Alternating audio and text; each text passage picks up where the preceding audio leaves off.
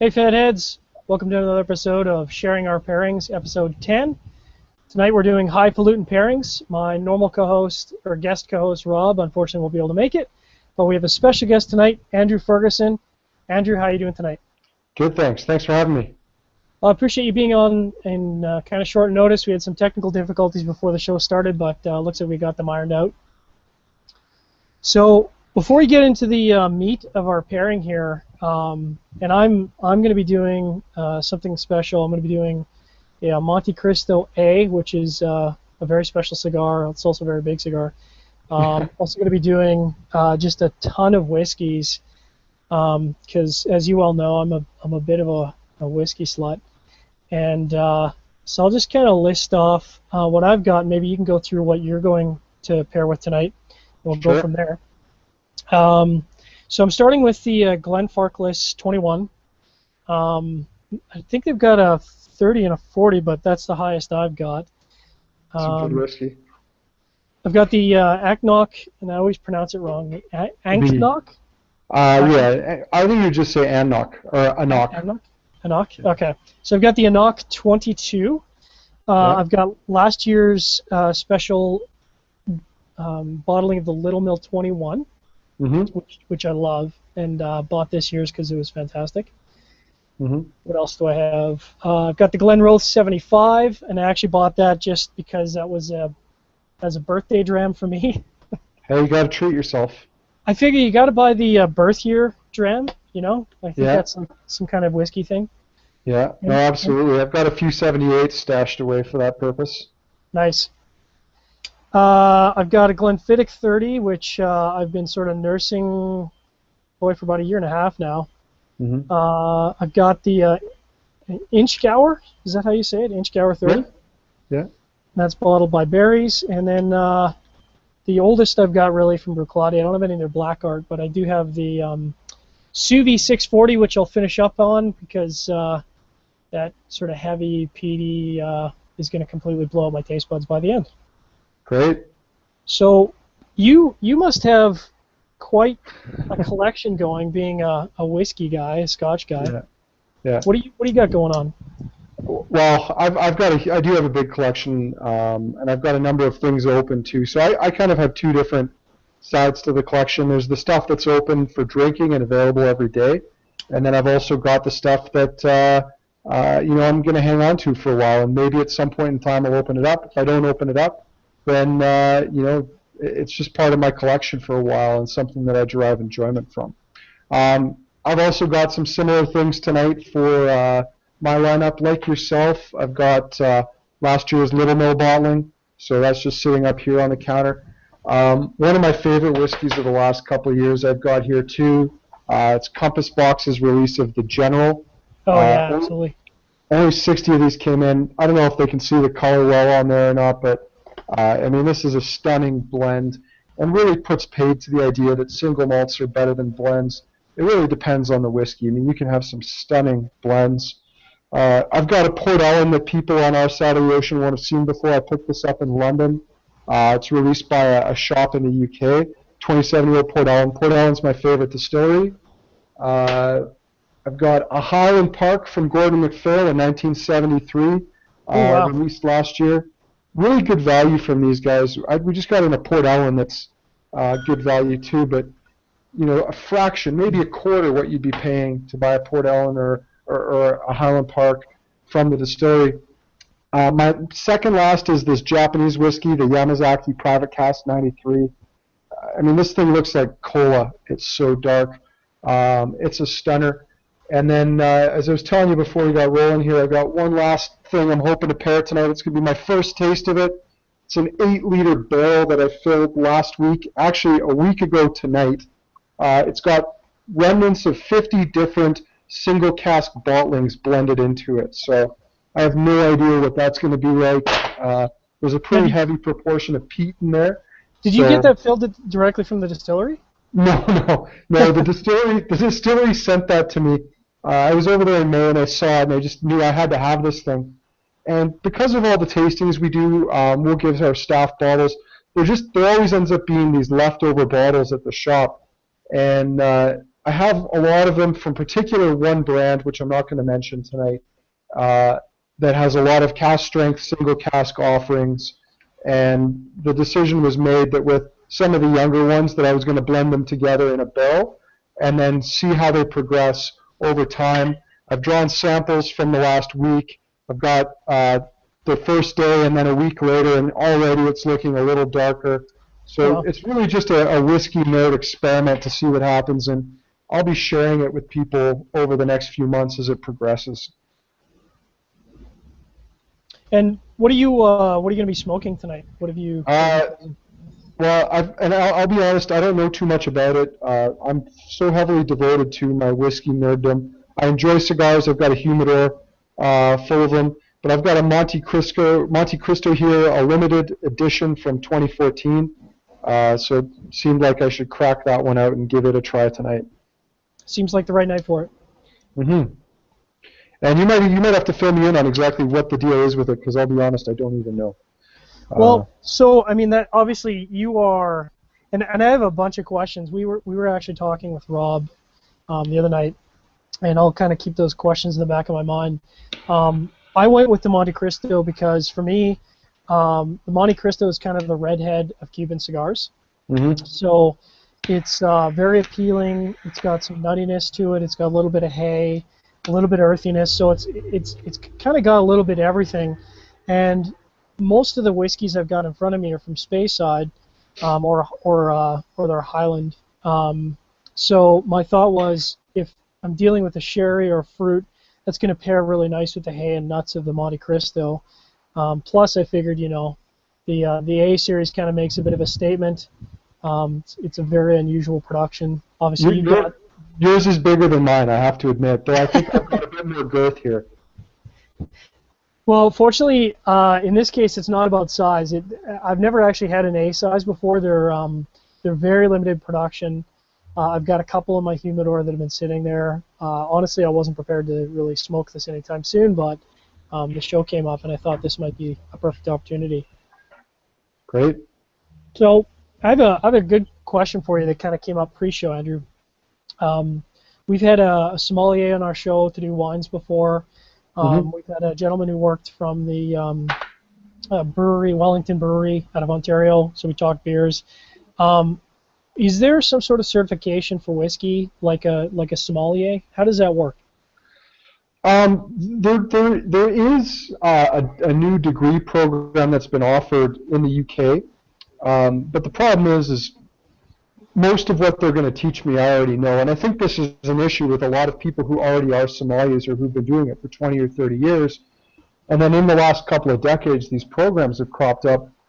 It's difficult for me to, having acquired all this knowledge myself, to want to now step back and have someone teach me what I effectively already know. And that's not to say that I know everything. There's always more you can learn.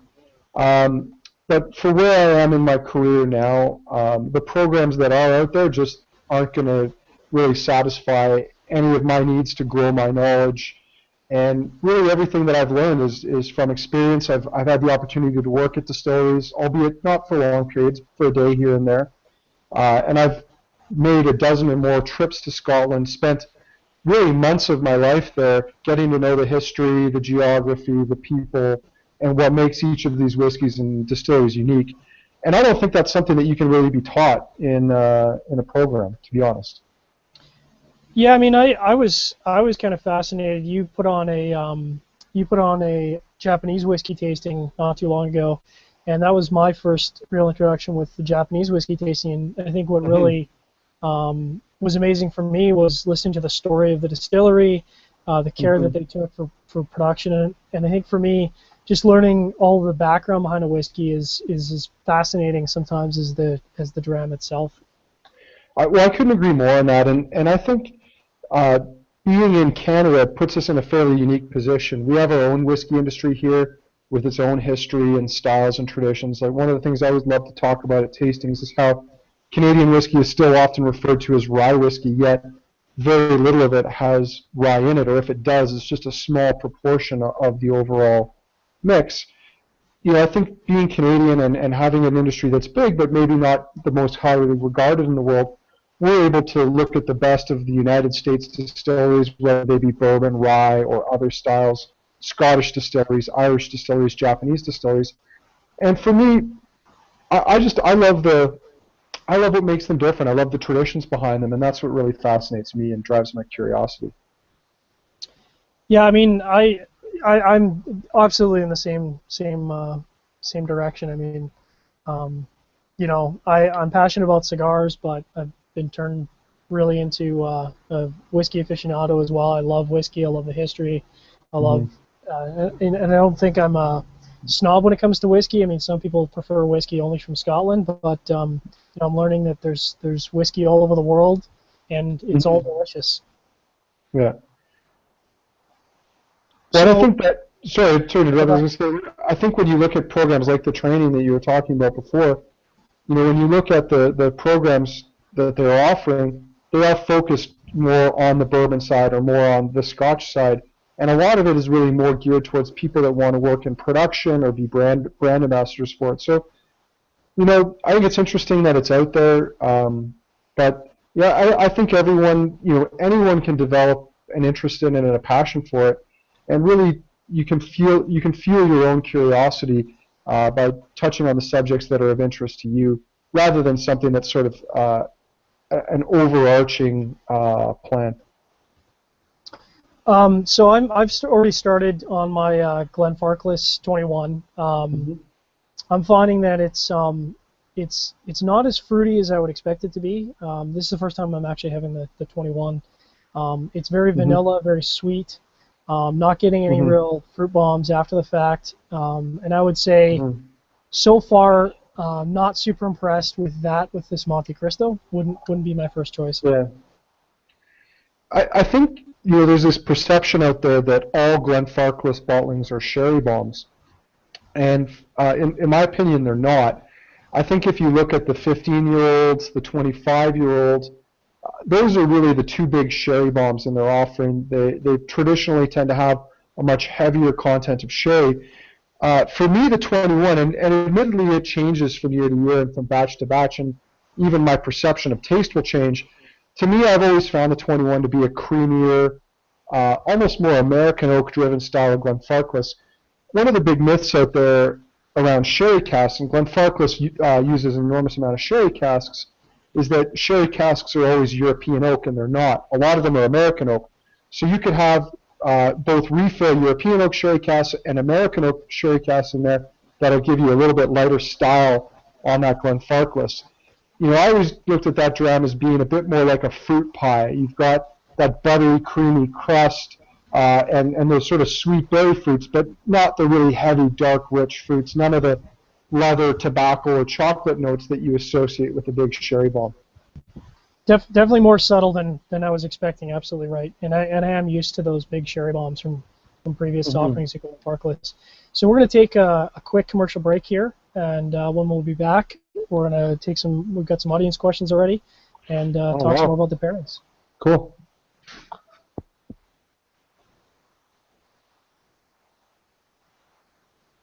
Welcome back, everyone. Thanks very much for tuning in to Sharing Our Pairing episode 10. Thanks to all our Armed Forces Radio Network listeners out there. This segment has been brought to you by Project Mañana. If you haven't already donated, you've only got a day and a half to donate. Please hit the Cigar Federation website. There are some great prizes to win. Obviously, it's a great charity, but you also have a great chance to win. The current prize that's up for grabs as the side raffle is a not all expenses paid, but all-inclusive trip to the Dominican Republic. All you need to do is pay for your airfare. So $10 is all it takes to get in there. We're also brought to you by Kensington Wine Market. KensingtonWineMarket.ca. You can drop by the store. They have a selection of pretty much everything: whiskeys, wines, spirits, beers. You can see them online, KensingtonWineMarket.ca as well. It's actually .com. Is it .com? Yeah. Unbelievable. I think our website actually is old enough, believe it or not, that .ca wasn't even really on the radar for us. It was just a .com issue. So one of the first liquor websites out there in Canada. Well, I know you guys recently, and I think in the past years, got an award, a whiskey award, didn't you? Your store got a whiskey award? Well, we like to think of it as an award. The last 2 years we've been nominated for the Whiskey Magazine Icons of Whiskey World Retailer of the Year. So Oh, okay. they have a number of different categories. They have, obviously, the bigger, the UK ones that are well known are in a category. And then they'll also have, awards for duty-free shops. But I think they took the rest of the world, places like Canada, the US, Ireland, and they grouped us together, and we were nominated as one of the top independent whiskey shops in the world. And we didn't win. I wasn't expecting to win because at the end of the day, we're not just a whiskey shop. We're a full-service boutique liquor store. We have an incredible wine selection. We have an incredible beer selection, and we have an amazing whiskey selection that I'm very proud of. So we were nominated, and to me, really, that was a win because we were, I believe, the only store in North America that was nominated. The rest of them were in other parts of Europe. So to me, that was a win. It was a win just to be nominated and included with some of those other incredible shops. So we have our first question, and it's from Isaac McLaughlin. And I kind of have a preference on this, but we'll see what you have to say. And he says his only question with the high-dollar beverages is ice or no ice. And he says he normally doesn't, but he says it's personal opinion like all things. But he thought with the temperature change, does the taste of something adjust it? What are your thoughts on that? It's a great question. There's two sides of it. The one side of it is, from a technical standpoint, adding ice to anything, whether it be rum, bourbon, single malt, Canadian whiskey, tequila, is going to chill it down. It's going to reduce the rate of evaporation, and that's going to affect the nose. And that's the main reason why we tell people not to add ice to their whiskey, because when you chill it down, you reduce the nose, you reduce the flavor. 70% of what your brain interprets as taste comes from your nose. So when you kill that down, you're really killing off the flavor. Having said all that, at the end of the day, it's about enjoyment. And if your favorite bourbon or your favorite single malt, you enjoy it with an ice cube in it, it's not my position or anyone else's to tell you not to do that. You have every right to enjoy it however you like. But from a purely technical standpoint, chilling things down, and that includes even beer, is not necessarily a good thing because you're going to really reduce the flavor profile. And I mean, we've said that on previous episodes as well. And I mean, I think the major message you had there is the one we mirror is, there's a way we'll recommend to drink something, but ultimately it's your beverage, and you can enjoy it the way you like it, and if you want to try it the way that's recommended, but ultimately it's your beverage. So, but I mean, otherwise, why would I have the fancy nosing glass if I wasn't going to engage my nose and drink it? Well, I think that's one of the big mysteries about it. People often drank it with an ice cube, and I think that started out because maybe they found the taste too strong, and adding that ice cube made it a little softer, a little lighter, more approachable. When customers tell me that they like, for example, a whiskey like Lagavulin 16, which is incredibly smoky, but only with an ice cube, my immediate instinct is to say, okay, well, you don't actually like Lagavulin 16 because what you're doing with that ice cube is you're killing off the smoke. So if it's that smoke that you don't like, then there's another whiskey out there for you. Lagavulin 16 is not the one that you should be drinking. So I've moved on because I'm not going fast enough for the whiskeys I have here. I've moved on to the Annock. I don't know why I have so much trouble with that. Yeah. So this is definitely to me more in your face fruitiness than the Glenfarclas. I would not describe this as subtle. It's not quite sherry, but it is approaching a fruit bomb. Right. Actually pairs really well because I think it stands up nice to it. Like it's not being overpowered by the Montecristo. How's your pairing going? Well, I switched from the Little Mill, and to be honest, I found the Little Mill a little light.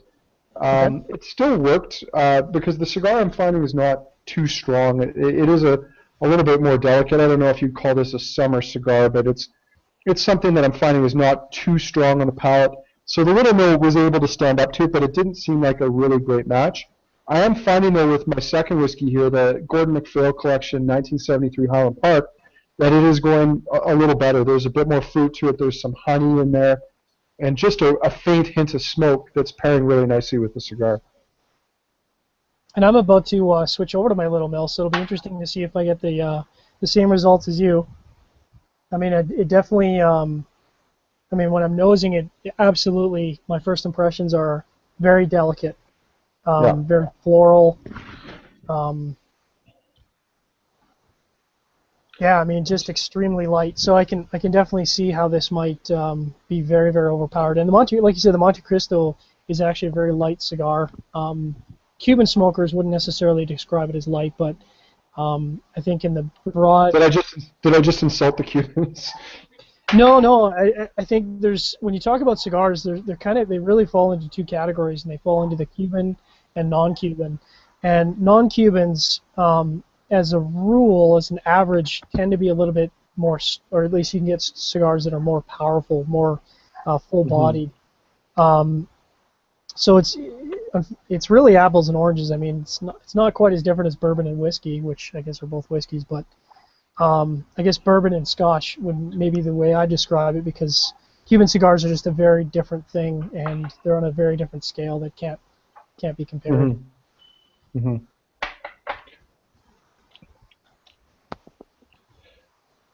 Well, that's extremely delicate. Yeah. Almost like roses on that, which is really interesting. No, it's the Little Mill is a very floral whiskey, and I think you have to remember. Little Mill, which no longer exists anymore, was closed in the late 80s, if I remember correctly, demolished in the 90s. Actually, and then the buildings burned down, just to add insult to injury. Little Mill was never kind of a glory distillery. It was never a distillery that was putting out volumes of whiskey to be quality single malt. It was producing bulk whiskey for a company that focused on really low-end blends. And I think it's an interesting distillery from the standpoint that it's one of the oldest in the world.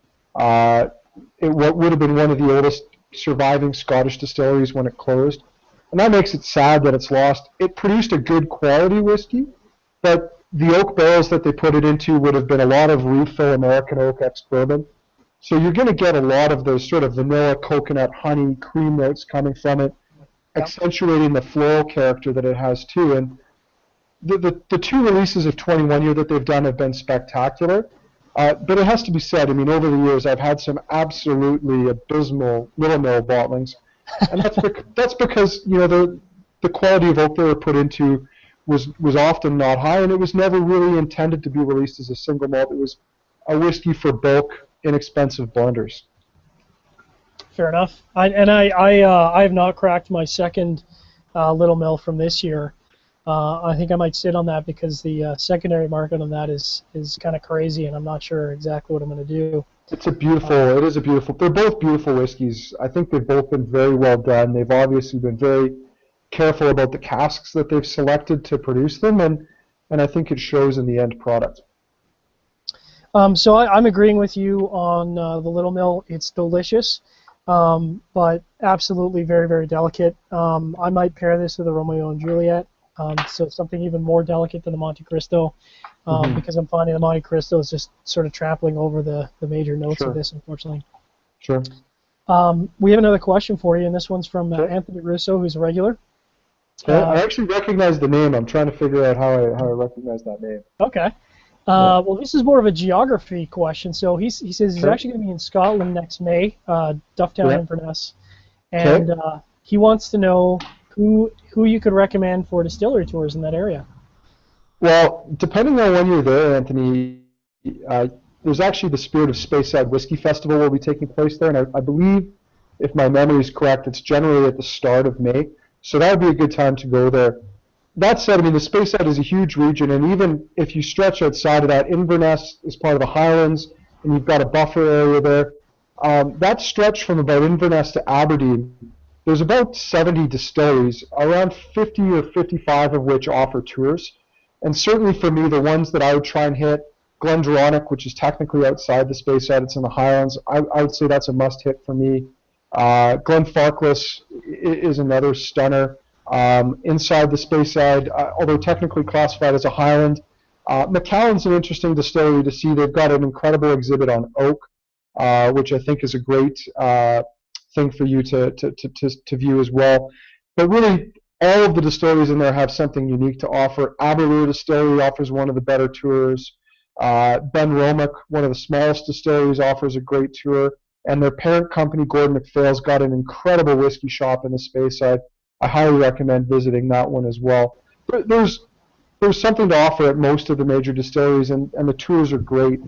There's not really any there that I would say don't go to. So if you have some favorites, I'd say hit those up. But if you don't, for me, Glendronach, Ben Romack, Gordon MacPhail, Macallan, Glenfarclas, Aberlour, and near Inverness, Tomatin, all really well worth a visit. I'm a huge fan of Tomatin. I've moved on to my Glenrothes. This 1975 is definitely one of my favorite bottlings. Mm-hmm. Off the nose, I'm getting cotton candy and just a huge vanilla bomb. Mm-hmm. It is very delicate, so I'm not getting a huge finish on it. But one of the things for me, and I love Glenrothes, they have some great whiskeys, and I love that 75, and I think you're bang on. It is a more delicate style of single malt. For me, I can't even imagine how much better that whiskey would have been at 46% or cask strength. Yeah. I think sometimes you lose a little bit with that dilution, watering it down. Not even really the chill filtration thing, which is, for a lot of people quite confusing.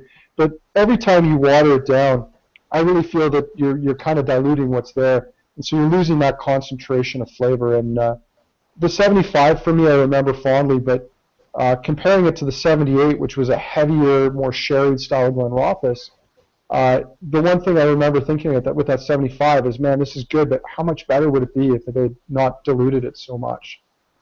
And maybe before our next break here, you could just kind of explain to people, because I've obviously been to many pairings and tastings. Maybe explain to people what the difference is between a 46 or 43% release, or even a 40% release in a true cask strength. Sure. Well, there's a lot of confusion over all these different things. Cask strength, I think, is the most misunderstood, because I think people assume anything above 46%, if it's got a number on it with a decimal, is cask strength, and that's not really true. A lot of companies like Highland Park have bottling strengths that are above 48. I think 48.2. I could be slightly off on that, and that's not technically a cask strength. It's just a higher proof bottling. Most companies will bottle at 40, 43, or 46. 40% is the bare minimum. You can't go below that. 43 is a slightly higher level, and I think this is often companies that are trying to produce better quality bottlings will bottle at that little bit higher at 43. And then 46 is sort of a new benchmark that was established by independent distilleries like Springbank, who noticed that they could skip a process called chill filtration if they bottle at 46% or higher. Essentially what you're doing with chill filtration, it's a cosmetic process whereby you're removing some of the oils to prevent it from going cloudy or hazy. But if you bottle above that, you don't need to do that. And I think a lot of these companies said, well, we feel something is missing or something is lost when you chill filter, so we'll bottle it at 46. And in some ways, that 46 has become kind of the new 40. It's the new benchmark for a lot of consumers. I have consumers out there who, no matter how good a whiskey is, they won't buy it if it's not 46% or higher. And then cask strength is that one step better. It's you're getting the straight goods unfiltered right out of the barrel. Really, when we talk about like the Glenrothes distilling this down from cask strength, really it's just to get more spirit out of the barrel, correct? Mm-hmm. I mean, there's part of that. There's also what customers have come to expect, and there are a lot of customers out there who don't like how strong a whiskey above 40 or 43% is. So they're certainly in some ways playing to the masses, the mass market, that want something that's approachable, easy to drink, and certainly at a lower strength, 40, 43%, you definitely get that. My thought is, especially for your consumers and the higher end bottles and the rarer releases, the kinds of people that tend to buy that are the kinds of people that are going to want to see cask strength or 46, and they're going to be prepared to pay for it. They're going to be prepared to pay 20, 30% more to get a cask strength bottling, and then no one really loses. And that takes us right to our next break. So we'll take a pause for some messages here.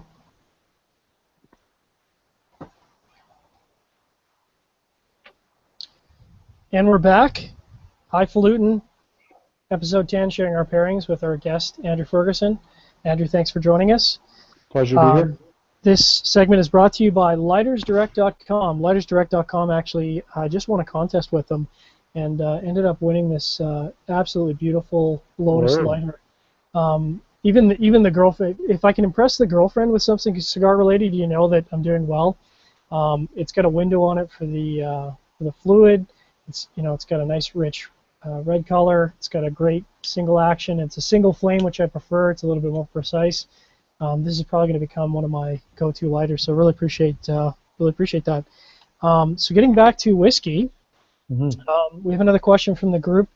From Harley Holmes, and I think we've actually covered this in the past, but it's always a good question. I don't think we can cover it enough. And Harley is kind of a two-part question. The first is, what's the best way to store a whiskey in a bottle? And I think his second question is a good educational one, and he's asking, or age a whiskey in a bottle. And I'm sure you have a few things to say about that. So first of all, storage. The main thing with whiskey, unlike wine, is you need to keep it standing up. As soon as you lay it down, the alcohol, which is quite strong, can eat away at the cork. So certainly if you're going to store whiskey or collect it and hang on to it for a period of time, the most important thing is to make sure that it remains upright. The second most important thing is to make sure that it's not in direct sunlight or in a place where you're going to get big temperature fluctuations, because what's going to happen in that case is that you're going to start forcing air in and out of the cork.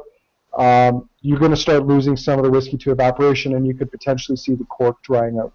So that would be the first thing. If you're going to hang on to and store whiskey for a long period of time, that's the most important part. The second part of the question about aging, and I think there's a big misunderstanding around this.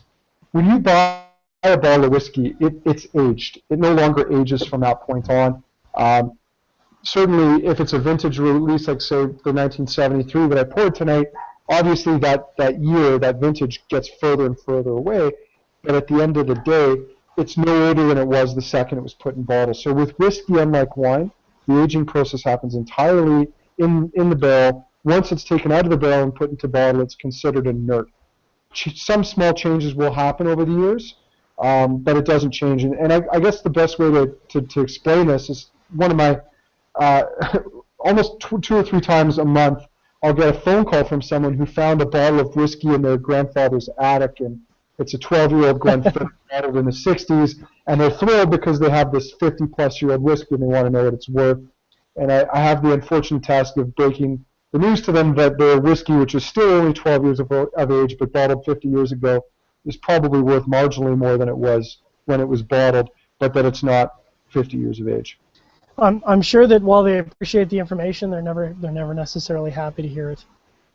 No, well, especially when you see on television, in the newspaper, and on the internet what 50-year-old whiskey will go for.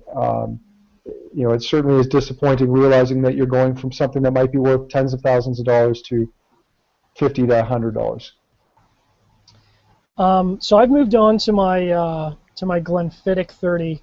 And this is definitely one of my favorite bottles in my collection. I would describe this as extremely balanced. It's very fruity, but not too fruity. So it's got a lot of body to it, but again, without having too much body. And it's just so complex. I mean, I can sit with this Glenfiddich 30 for half an hour, just having one sip and then waiting 5 minutes and having another sip and just discovering new things about it. I love this dram. People often ask me, with respect to whiskey, why they find some of the older whiskeys that they sample better. And I'm sure some of it has to do with just the way that you look at it. Like, oh, wow, this is old, so I'm really enjoying it, just sort of the prestige of having it. But at the end of the day, a good whiskey like your Glenfiddich 30, a good older whiskey, the type of qualities that you can get in an older whiskey, the layers, the depth that's there, you often can't get that in a younger whiskey, and I think that's what's probably shining through in there. Right now I'm sampling the General, which is a blend done by Compass Box, a very sherry blend, and an older one too. Some of the whiskey was over 40 years of age, all of it over 28, and it's another example of that where you've got this great antique character. There's lots of fruit and spice and chocolate, and the layers that are there you can have an excellent tasting, a beautiful whiskey at a younger age, and you can have some really horrible older whiskeys too that are very disappointing. But the type of characteristics you get in a good older whiskey, you just can't duplicate at a younger age. And how is the Compass box holding out for you versus with the cigar? Is it complementary or is it contrasting? I think this is actually a really nice pairing. I think they balance well together with each other. The finish on both survives. If I have a puff of the cigar and then follow it with a sip of the whiskey, I can still taste the cigar and vice versa. And so to me, this is a really good pairing. The Compass Box General is a bit of a bigger blend in terms of its style, but if you were to compare it to the bolder single malts, it certainly isn't that powerful. So it's pairing quite nicely together. So I'm assuming economically wise, because the demand for Scotch whiskey vastly outstrips the production, and we've recently seen some unnamed companies switch over to no age statement for a lot of their major releases. Right. I'm assuming that there's probably going to be a lot of pressure on a lot of the distilleries to, as their older stock starts to run out, to start providing younger whiskeys or even blends. Do you think we're going to see a shift away from age statement whiskeys to more no age statement? Well, I think you've already seen it, and I think there is a misconception out there around it that I think should be corrected, and that relates to the fact that it's new. No age statements really aren't as new as some people think. I think you can look at whiskeys like the Glenfarclas 105 cask strength, which they've been doing for over 40 years now. I know that it's 10 years old, but they don't always put that on the label, so that's a good example of it. The Aberlour of Buna, they've been out there for a long time. And what no age statement whiskeys do is they give the producers the flexibility to release a whiskey that's going to be stylistically the same or similar from batch to batch, but they're not constrained by age. And I guess where this came up is with distilleries. Let's say you love your 18-year-old Macallan. Well, in order for Macallan to bottle enough and sell enough 18 to meet demand, they would have had to forecast that 18 years ago. And like a lot of things, forecasting business trends 5 years down the road is hard enough. Forecasting 18 years down the road, especially after the industry had a major downturn in the late 70s, early 80s, is a real challenge, and it's asking an awful lot. So companies like Macallan have responded to this by producing a no-age statement range, the 1824 collection. A lot of people have come out and criticized them. I don't think a lot of people have given them the whiskeys enough chance, because I think they start with the assumption that Macallan's trying to dupe them. They're trying to sell them something younger for more money. What I think really what they're trying to do is Macallan's trying to create a product at a price range that they can produce at a sustainable level that people will feel is good quality. And by and large, when I look at most of the no-age statement ranges that are out there, I think people are getting good quality for what they pay. And ultimately, the no-age statement trend, which is going to continue because the pressure on stocks is there, and the older stocks just don't exist, I think distilleries will sink or swim based on whether or not they're able to find that balance between providing a quality whiskey at a fair price, and if consumers don't feel they're doing so, then they'll be punished for it. So I'm not one of those people that's afraid of the no-age statement trend. I think it's here and we need to accept it. But we also have to make sure that the companies that are releasing them, as with any whiskey, whether it be a 12, a 15, or a 21, or a 30-year-old, are providing their customers value for what they're asking. And as I understand it, Andrew, the idea of an aged single malt is actually, so those things are actually backwards. That is, the no-age statement or the blends was really traditionally how Scotch was available, and this idea of an aged single malt is really a new thing. Is that true? Is that correct? It's fairly new. I mean, I think people have to remember, and this pertains to single malt Scotch, because you don't see age statements in a lot of bourbons. There's a few out there that have them, but most don't. The same could be said for a lot of Canadian whiskeys. You don't see age statements. There are some exceptions. The single malt whiskey industry in Scotland, as it grew, up until the 1960s, there was very little single malt being drank. Certainly far less than 1% of the total produced.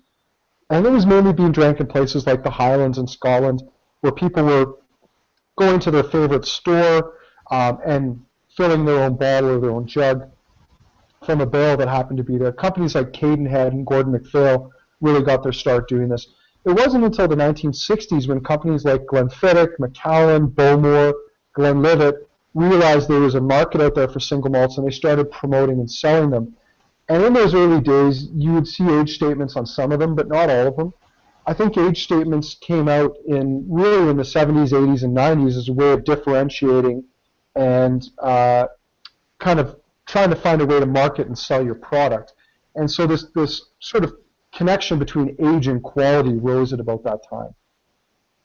Harley has a follow-up question, and Sure. I think we kind of addressed this actually in an earlier show, but you know, it's always good to send some good information out. And Harley's question is, the whiskey that you've put in your own barrel there, is that going to age as a result of being in the barrel? And if I understand the whole process correctly, obviously the majority of where whiskey gets its character is actually from the wood, correct? Absolutely. So I'm glad you asked that question, because this is something that I'm going to play around with and have some fun with the barrel. Oak is responsible in most, let's say, young 12 to 15-year-old single malt Scotch whiskeys for about 70% of the flavor in the glass.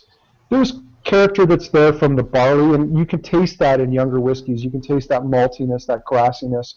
And in peated whiskeys especially, you get that saltiness and smokiness. And there's some subtler notes too, a lot of citrus fruits and other characteristics that are born in the distillation process. But ultimately, 70% of the flavor is coming from the oak. The oak is adding character as the whiskey matures, but it's also taking away character. A lot of the more volatile elements of the alcohol are going to evaporate through the cask. The cask is also going to remove, because of the layer of carbon in there, it's going to remove things like sulfur and iron. So it's a polishing effect too. The longer you leave the whiskey in the barrel, the greater that percentage will grow. So at 10 years, you might have 30% still character and 70% oak character, but after 20 years, you might have 2080 or 1090. And it's going to vary, and it's going to depend on each individual barrel. The little barrel that I've got maturing here, and I don't know if people can see that. I'll swing it over so they're you can have a talking look in at it chat for a about the second. barreling. Yeah, there's the cask for everybody who wants to see it. What's going to happen in there is these are whiskeys that were already matured in oak. They're going to go in there and they're going to mature a little further. I'm not going to put an age statement on this thing because I'm not trying to sell it to anybody. It's just something I'm doing for my enjoyment and for my friends' enjoyment as well. But what I've put in there, I'm certainly expecting to change and to evolve. And because the barrel is so small, it's only an 8-liter sherry cask that was made specifically for maturing whiskey. And that maturation I'm expecting to take place very, very quickly. I would expect that after probably 3 or 4 months, the whiskey's probably going to be undrinkable. It'll just be too old. Wow. So that is actually going to take us to our end of our regular segment. Appreciate all of our Armed Forces Radio Network listeners for tuning in. We're going to be back again next week, which is already October 1st. The time seems to be disappearing quickly. And next week we're going to do a bit of an oddity, which is Dare to Pair. Probably some really odd cigar combinations with some really odd liquors. Ron, Mexico, and Everclear. It's probably just going to be punish the host this week, I suspect, by the time we're done. But that's going to be our regular time of 8 p.m. Eastern Standard Time. Once again, just a plug for Project Manana. If you haven't already donated, $10 is all that takes to get in there. Please, it's for a great cause. It's great charity, and tons and tons of prizes to win. Andrew, really appreciate you for being here for our Armed Forces Radio Network segment and dropping some knowledge bombs on everyone. I'm happy to do so, and certainly anyone who has questions about whiskey can always get a hold of me through KensingtonWineMarket.com. You can call the shop, or better yet, come and pay us a visit and share a dram. Perfect. Thanks very much. So thanks again for Armed Forces Radio Network listeners. We'll catch you guys again next Wednesday.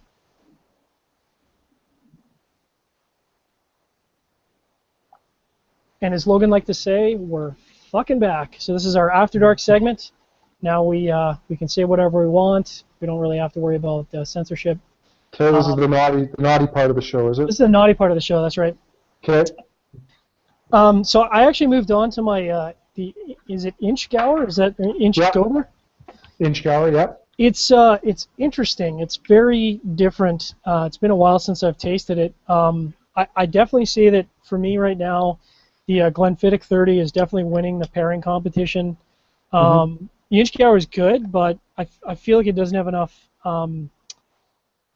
just enough body to stand up against the cigar, and I'm finding the cigar is sort of transition to a really, really thick nuttiness, Mm-hmm. almost like a cashew going into the. I don't Yeah. even know if you'd call these thirds because it's so enormous, but Right. yeah, it's transitioned to a nuttiness, which really doesn't pair well with the Inchgar.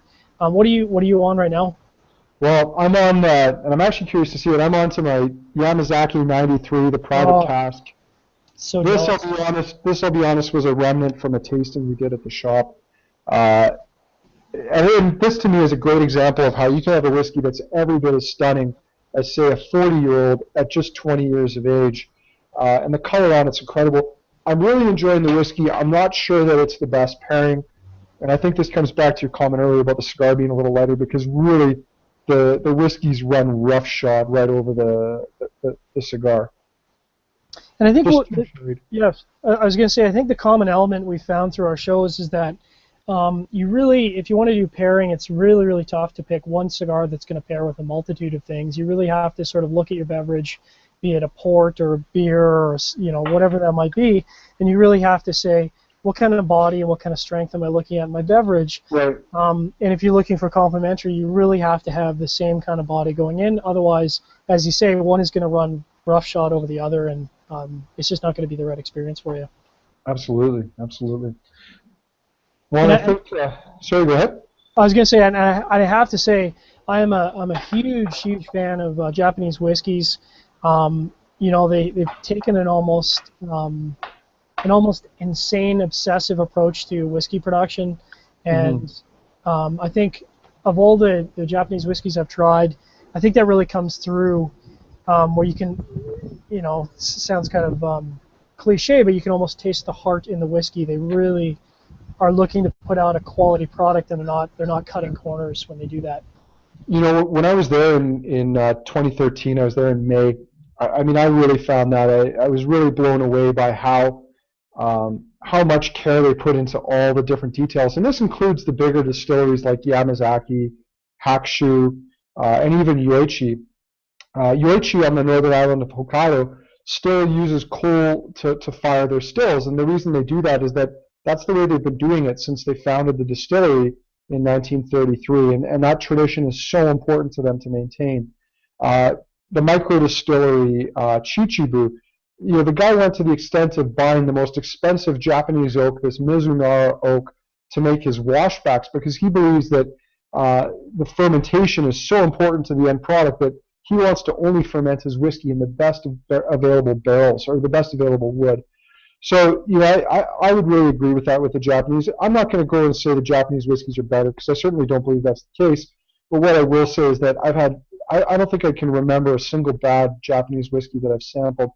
And what's really impressed me about them is that regardless of their style, whether it's peated or floral or sherry, or the ones that have this plum wine Mizunara character to them, that the one thing that binds them all together is elegance. They have this really subtle elegance to them. Well, and I mean, if we sort of talk about the coal-fired stills, I mean, really, it's the adherence to a tradition that brings us, all the great Islay whiskeys. If they'd switched over to a modern malting process, then we really wouldn't have these great peaty whiskeys, because they would have abandoned that wholesale. Because quite frankly, nobody wants to go out, other than guys who are employed by it. No one wants to go out to a peat bog, cut peat, bring it back, go through the trouble of burning it, working it. It's hard work. It's expensive work for a labor perspective. Absolutely. But it just goes to show you they're looking to put out a quality product. Yeah. So I'm on to my casks of whiskey, if you will, 50 different single casks blended together, not really carefully blended together. It was really more of a dumping to fill the barrel. And it's incredibly fruity. There's a little bit of smoke, and it's actually balancing very nicely with the cigar. There's some nice honey in there, some nice cream, lots of fruit, and a little bit of salt and smoke. I mean, this was a really kitchen sink vatting that I did. Just about everything you can imagine is in there. I think there's even a Welsh whiskey in there, 49 single malts and a Welsh whiskey. I mean, I've been tempted, and I think there's a guy who has a YouTube channel. Oh shoot, I forgot, Ralphie. And he's very entertaining, and one of the things he's done, which I'm probably going to be very tempted to do myself, Now I'm not unfortunate as you where I don't have a barrel. If I had a barrel, I think I'd be all over that. I can tell you where to get one. Okay, well we're going to be talking after the show then. Yeah. Because I've been tempted to take, because you always have these bottles lying around that just have a little bit, and you know that spirit is just evaporating. It's going to be toast in a very short period of time. So what Ralphie's done is he's combined all these in a bottle, but the idea of putting it together in a barrel is just, I mean, that's outstanding. Yeah. Well, and the idea here for me is really, I want to see how it's going to evolve. I think probably next week I'm going to fill a full bottle from it because it's an 8-liter cask and set that aside. And then I'll probably do the same thing 2 weeks after that.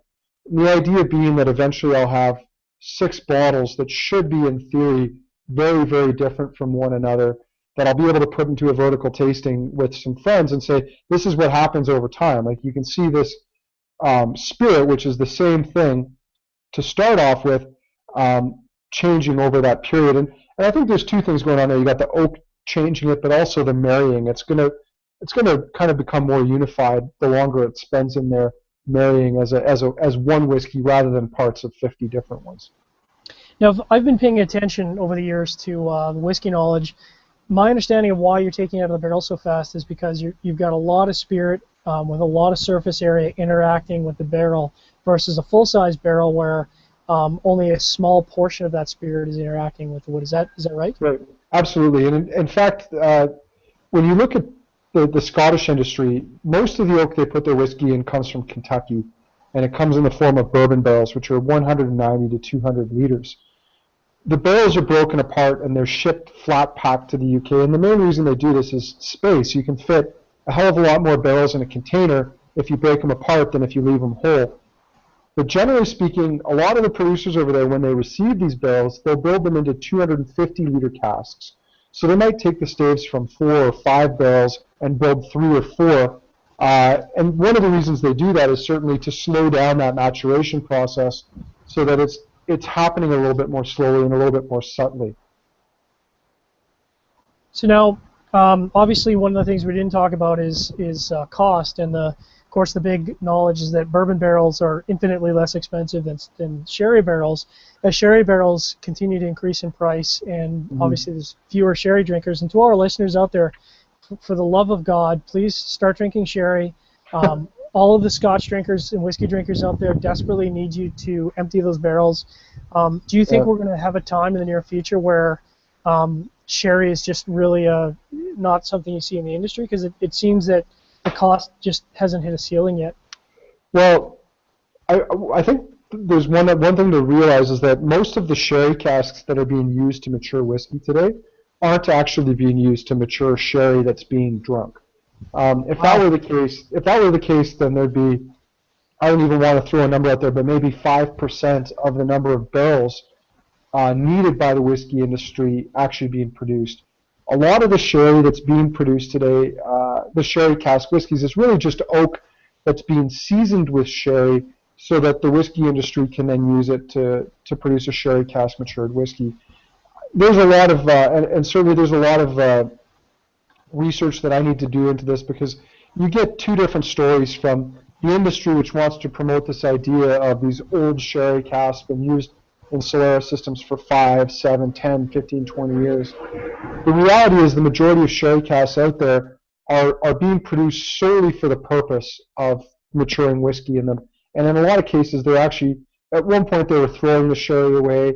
Now some of these producers are using it to create sherry vinegar. And I've even heard other more bizarre rumors like that it's dried and ground up and sprinkled on airline food as a preservative. I don't know the truth of that last one, but I do know that most of the sherry being produced today for seasoning whiskey barrels is not consumed. Wow. I mean, I'm sure that the Irish out there would be turning over to hear that potential spirit would be wasted. But I suppose, as you say, if the demand is outstripping the supply that immensely, then unfortunately they don't really have a choice. And it makes me wonder, are you really getting the true character of the sherry barrel with something that is only being seasoned versus something that's truly been used to age a full-bodied sherry out of? Absolutely, and I think you see this with the oak barrel is being used by companies like Gordon MacPhail, who've been in the business for over a century now. And they got their start by buying the sherry wine, selling it in their stores, and then using that barrel to mature whiskey afterwards. And so the provenance of that oak is much better. And in fact, when you look at their whiskeys, even after 70 years with the Mortlock and the Glenlivet that they released, neither of them had like a sherry bomb character or color after 70 years. And you ask them why it is, and they'll tell you it's because it was the quality of the wood that they used. A lot of the sherry oak that's being produced today it's really being manufactured to create whiskey, and a lot of those really dark ones, especially at younger ages, those are barrels where they're really forcing the sherry into the wood to try and change it as quickly as possible. It's put in under pressure in the hopes that that process will happen more quickly so that they can turn it over and get more barrels in the system to put whiskey in down the line. So I've moved on to the Sous Vide 640, and I kind of anticipated this not being a great pairing. Definitely not the cigar I would pair it with. I think the Sous Vide probably would go better with something darker, a heavy Maduro with maybe a heavier smoky barbecue flavor to it. I think would pair really nicely. Definitely not the right pairing with the Montecristo. Love the Sous Vide 640 on its own. Love the Montecristo on its own, but together. Just wasn't a good marriage. Just isn't a good marriage. And this Montecristo is actually evolving really nicely. I'm finding that the body is picking up significantly. I would put it at a medium body, as it's at about the 1/3 mark here. Getting a lot more character to it, and I suspect by the halfway mark it'll really stand on its own. So you've got some time to put in there, because that cigar is obviously nowhere near finished. Yeah, I'm very happy that we do not have the snow that we did a couple weeks ago, because this is one of these cigars that I'm kind of going to smoke it to the bitter end. It's not going to be bitter, fortunately, because it's warm outside. But a cigar like this, I just can't throw away once I've started, unfortunately. No, I hear you. Well, I'm guessing that means that your Cigar Federation podcasts are not filmed indoors ever then. So. Well, some of those lucky guys in the South have indoor smoking places, and I'll actually be getting probably an indoor smoking area when I move into a house. Because obviously in our climate up here, it's just not possible to smoke outside in the wintertime. And it actually takes me to a quick thing before we finish our segment here. There's an event coming up October 3rd and 4th to our listeners there. You still got a little bit of time to get some flights if you're so inclined. It's going to be our first Western Canadian cigar event. There's going to be pairings. It's going to be indoors. The weather's going to hold up, so it's going to be a really nice time. October 3rd and 4th, it's the Rocky Mountain Smokeout. It's going to be held out of town at the Stony Nakota Resort. And for those of you that can make it, I highly recommend it, because it's going to be a great event. John, I don't know if it was just the wind there, but it looked like you were having an earthquake for a moment. Yeah, it's turned quite windy tonight. I think we might be in for some weather tomorrow. It's part of the joys of smoking outdoors and enjoying pairings outdoors. So we're actually at the end of our segment. I just want to thank you again, Andrew, for taking the time to join us tonight. My pleasure. It's always great to have somebody on the show who's extremely knowledgeable. We love whiskey, and it's great to talk to someone who really knows their stuff and is very passionate, obviously, about whiskey as well. I really enjoyed it, and look forward to doing this again sometime. Thanks very much. So thanks to all the listeners. Please tune in next Thursday for Cigar Federation chat with Crux Cigars. That's at a regular time of 8 p.m. Eastern Standard. I always say Mountain, but it's Eastern Standard, the center of the universe. And again, please tune in next Wednesday for Sharing the Pairings. We look forward to your pairing suggestions. Please feel free to take and abuse the pairing guys. Rob should be back next week. Thanks very much, and have a great night, everyone.